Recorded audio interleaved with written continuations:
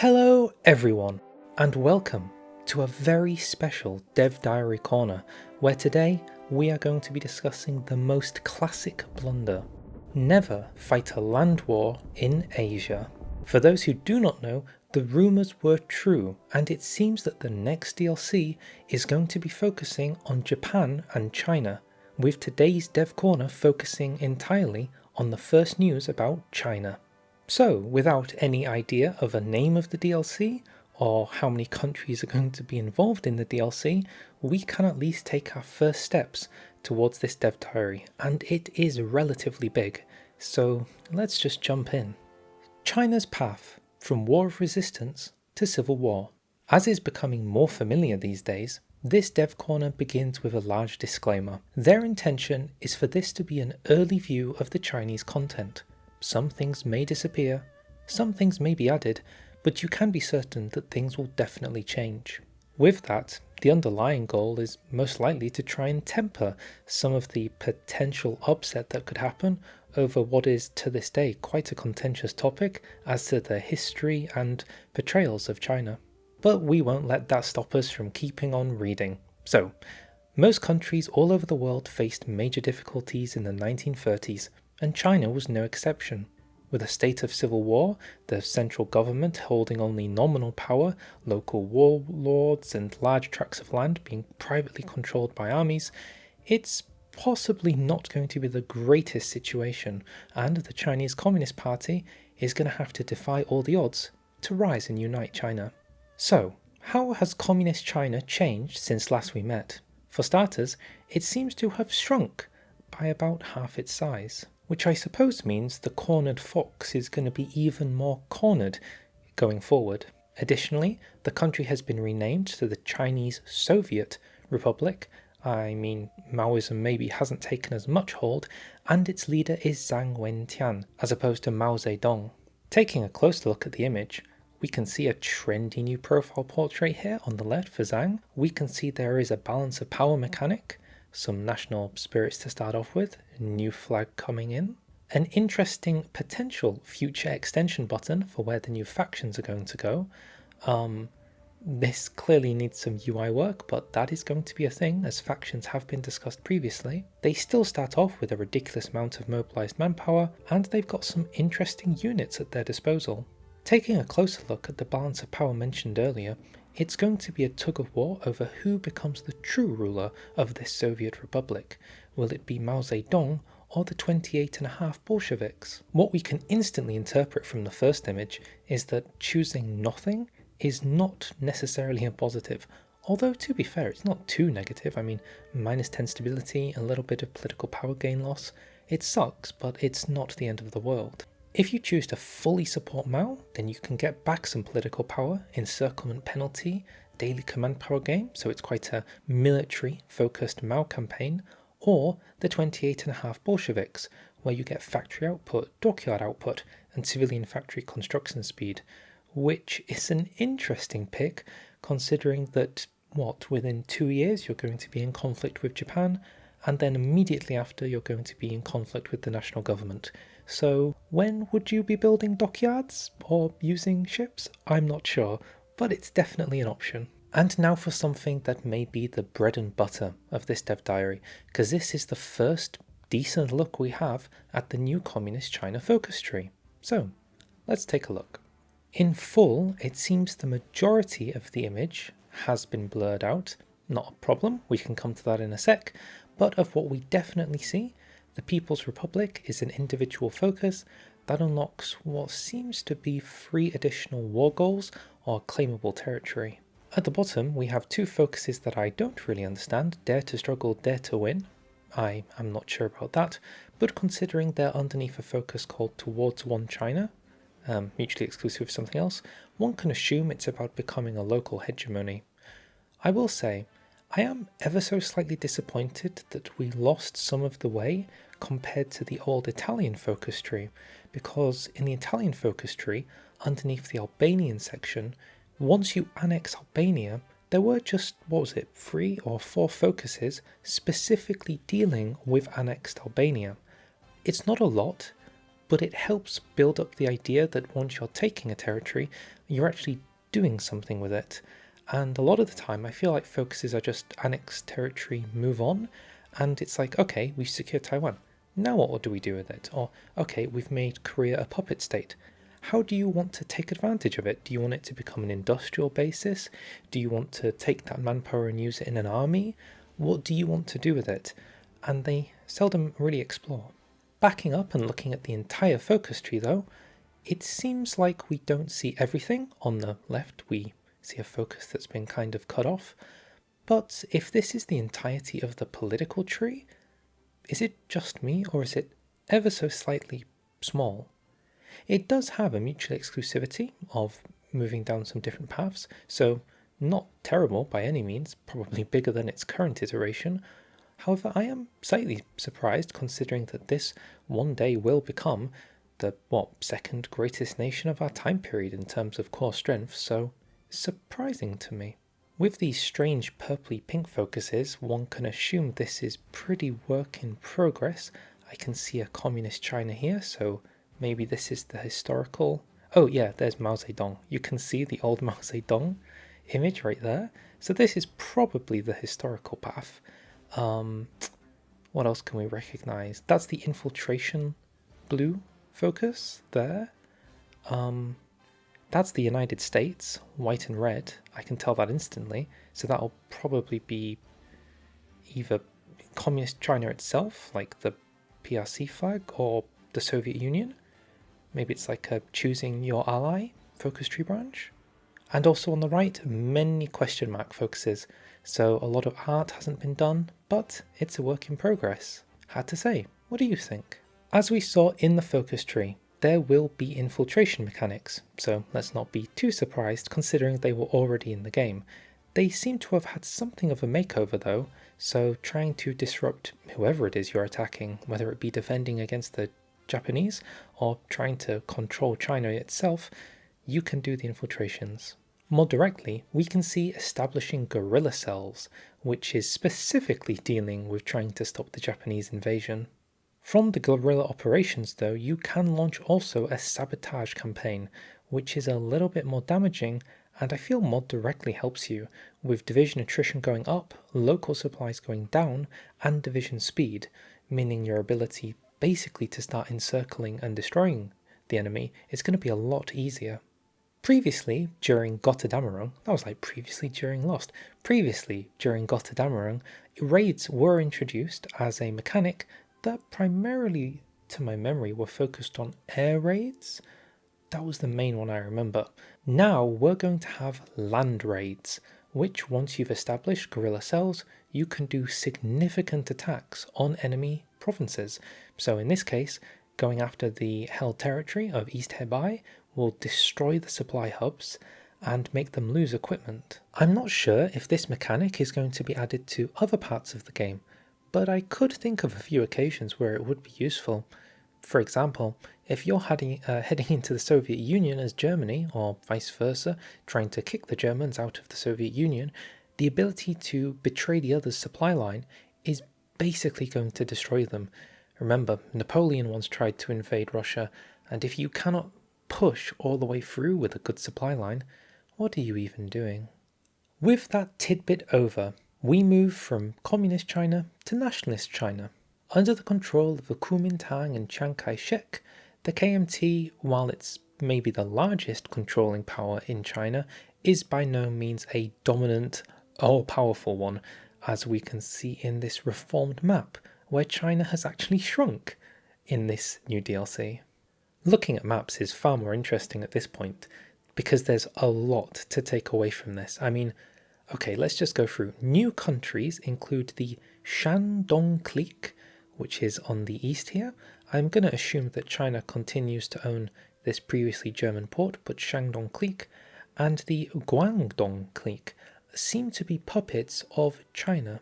This means the Guangxi clique is now much smaller than it used to be, losing its resources, which kind of made it possibly the strongest warlord in the region. Yunnan looks similar, but not identical in its borders, with the additions of the Sichuan clique and Xi'an clique to its north. Previously, Sanma used to be one large territory, but it appears to have been divided by 4 with the change to the Qinghai-ma, the Gansu-ma, and the Ningzhai-ma. I'm sure my pronunciation is on point today. Regardless, this territory is probably far weaker than it ever was before, which could mean it's easier for the communists to push west to take territory if Sanma has been weakened. Coming up next, Xinjiang has been split in half, which is something I saw a lot when I played mods, that typically Xinjiang was much smaller, and that has now come to fruition, which means their once significant focus tree power, because they could core parts of the Soviet Union, might have been weakened, it's hard to say, but it also means that the Soviet Union focus tree, where you puppet Xinjiang, is also slightly weaker. How powerful the Khoton Ma is going to be, I do not know. Tibet has seemingly lucked out in this new DLC because they have acquired a state they have traditionally, I think, always had a core on, but never owned at the start of the game, which is right here. As far as I can see, the northern section is looking relatively familiar. I feel that the borders of Mengjiang are definitely different along with its naming convention, but it's relatively similar. I guess the days of Mengukuo have changed, slightly interceding into Shaanxi. Finally, we have something that might be a very large potential, and that is that Korea is now released on potentially game start. That could mean that Korea comes with a focus tree. Of course, this is all just hypothetical plausibility, but it's not impossible that Korea could have some content coming up, especially considering Manchukuo does. All in all, what I'm seeing here is a lot more nations to play, some very interesting borders to interact with, and some interesting potential, depending on what has happened to the Warlord focus tree. Because if the Warlord focus tree doesn't have a good spearhead to try and unite China into something compatible with the other two, then, I don't know, it feels like everybody could have got a little bit too weak. Back to talking about nationalist China though, and with it we get a new portrait for the leader, Chiang Kai-shek himself, looking very authoritative in his uniform. The Dev Corner states that Chiang was known for trying to secure great quantities of material support from various foreign powers as he was being invaded, and to reflect this, they've given him the ability to get a steady stream of arms and financial support from abroad. So in the image we can see here, American support comes in the ability of 300 economic capacity surplus every month. So this is kind of like a currency that you can use on the international market to buy weapons or planes or whatever it is you need. And I just want to say, I actually really like this conceptually, because what it allows you to do is have a secondary layer of economic sort of potential. It's a little bit disappointing that it comes in the form of a national spirit. I, to this day, think that a few too many things are shoehorned into the big 3, which is national focus trees, national spirits, and decisions. The entire game revolves around really those 3 things, and everything else is a little bit on the side, but all the same, the concept of being able to make an agreement with a country where they give you economic capacity surplus over time is interesting, and it kind of makes me think about when they made the peace deal rework. You could ask for things in the peace deal, such as factories inland or demilitarization. Could you imagine something else where the country has to fund you economic capacity surplus if you think they were a military power and can start fueling you resources? It would be even more interesting with a combination where you could actually command certain countries to build certain things and then buy it with that surplus. But I understand I'm getting way too hypothetical. I just think it's an interesting addition of this. You get a miniature economy mechanic that you can utilize every month. Surprisingly, this dev diary actually dips its toe into some potential alt history path where there was the Japanese puppet leader of Wang Jingwei, and you could explore a situation where Chiang maybe gets deposed a little and Wang steps in. Unlike Chiang Kai-shek, which is going to be doing a massive military push against the enemy, Wang maybe could go with a Chamberlain approach, where you're trying to do concessions to gain peace in your time. So, as we can see in the image, another crisis in the making. By offering docking rights or air bases, or maybe some overlordship, you can try and delay to get even stronger. I suppose from that it's an interesting concept to imagine that he is in the appeasing position to gain enough time to secure some kind of freedom, but I also wonder with that there is a Kisling option where you bow down to China, bow down to Japan, because now that China is a smaller country on game start, it's not going to be as devastating if you were to just give up, kind of become a puppet state for a bit, and maybe rise up from the underground. An additional tidbit, talking about some potential old history, comes with the Society of Practice of the Free Principles of the People, or more commonly known as the Blue Shirt Society. While nothing came of it historically, you will have the opportunity to explore what could have happened compared to their European counterparts, which I'm pretty sure are an ultra-nationalistic Chinese party that were basically trying to do something akin to Germany and Italy. So this is going to be your fash path.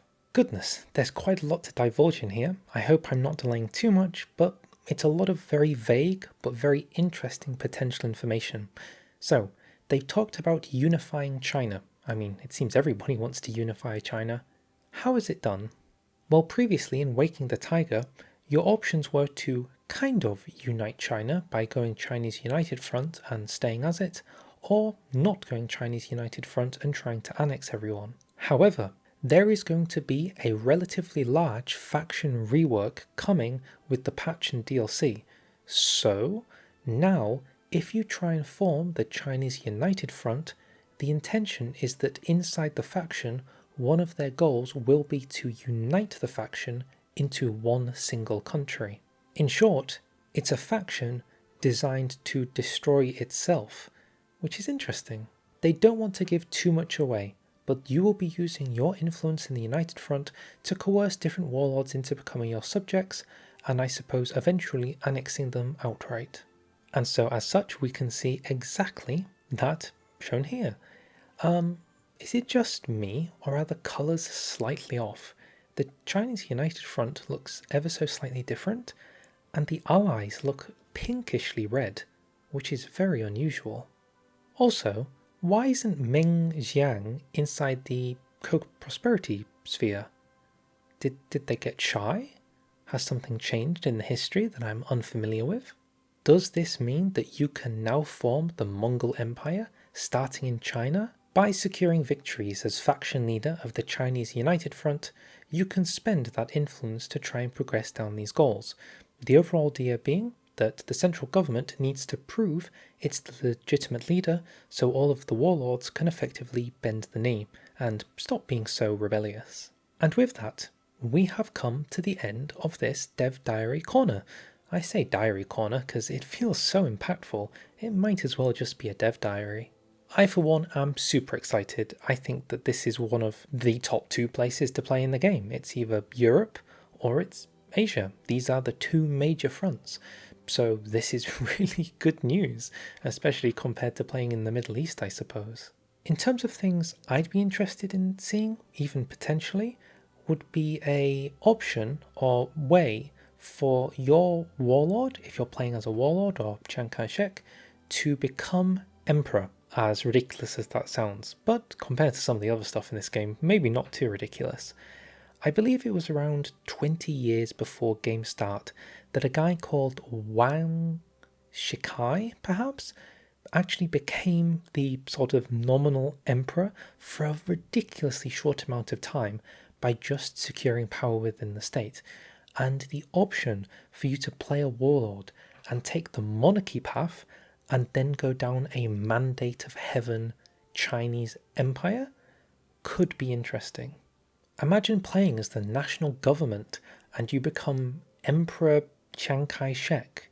What would that be? Chiang China? And at this exact same time, Qing China, or Manchukuo, is still kind of carrying on with Puyi hiding in the northeast, who we have heard nothing about. So yeah, ways for warlords to become monarchs in their own right, maybe, if I'm being very greedy, unique mini focus trees, depending on which warlord tries to become a monarch, kind of like what they did with the Belgium Congo.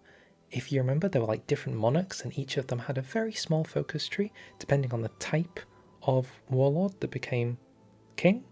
And additionally, I'd be super interested to know more about how the faction system is developing, especially for custom factions, because this could open up a whole new avenue for the game if done correctly. I am very apprehensive that it won't be, because in the case of certain countries, maybe what you're going for is world conquest, and a way to do that easier would be with a faction. You gain influence, and you can passively work towards annexation using the faction, as opposed to just lend-leasing your puppets ridiculous amounts of convoys and then trying to decrease autonomy with your focus. Because that's basically how you have to do it if you have puppets. But if the faction mechanic can introduce new ways to annex puppets and unify the world in a world conquest, that kind of is what this game needs. A proper way for you to logically do world conquest without just annexing every state for no reason. It would make something like forming the European Union also make more sense if there's a faction called the European Union and you use your influence to pull members in and then try and annex them into the Treaty of Lisbon. I understand I'm just ranting, but of all of the features they've teased, this one to me has the most potential. Okay, maybe you've got lots of things to think about, lots of things to talk about. I've got tons of things to think and talk about. Goodness knows I'll never get any answers. Hopefully we have a really good DLC on the way of the likes of Gotterdamerung. Hopefully all these mechanics work really well together. I'm interested to know if the true size of these focus trees are what they appear. If you want, head into the description and you'll find a link to the dev diary for yourself. With that being said, I'll say thank you very much for watching. If you liked this new DLC, which we don't know the name of, and my talking about it, then feel free to like, feel free to subscribe, and in the future we'll be taking a look at Japan, Manchukuo, and maybe Korea? Maybe? Oh, and the warlords, of course. So, I'll see you then.